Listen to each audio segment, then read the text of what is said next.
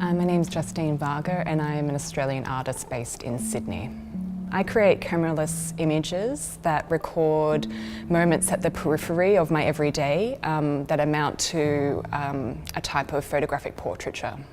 So even with Maternal Line, when I decided to make this portrait of my grandmother, what I really was wanting to do was deconstruct the exchange that happens or occurs whenever we take a photographic portrait of someone, or that when we are the subject in a photographic portrait. And when we think about we're living in an age where everyone is constantly taking selfies or photographing one another socially, I really wanted to unpack what happens there, what we're asking of someone when they are being photographed.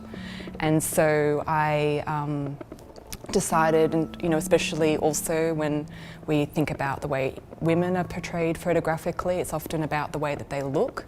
And I know that my grandmother is always quite self-conscious about that, and she's always talking about her profile or what have you.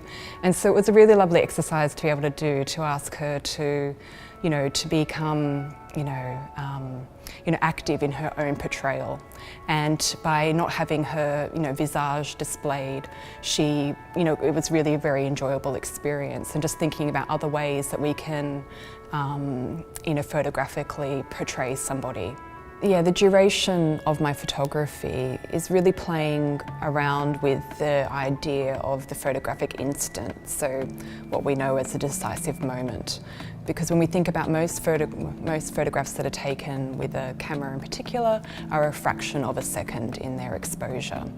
So my photography extends that moment, and also because I want to describe and record moments and events that are otherwise considered unworthy a lot of the time.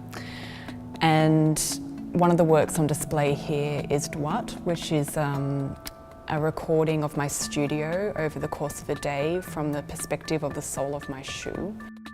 I was working in the studio and I was working on another work, and this was something that this recording was going on at the periphery of that action. And at the end of the day, I took these sheet negatives off and went and had them processed. So that's sort of like a 12-hour recording, I guess. When we think about the photographic negative, it's often something that's quite codified and to be treated with kid gloves. And I guess, through the years that I've been working, I've just come to kind of want to really question those kinds of restrictions that are placed upon you when you work with photographic materials. And so my work undergoes this haptic rendering, so it's very tactile. And with that work in particular, post-impression, I was playing around with pigments and things like that, and directly mark making with my hands onto that negative surface.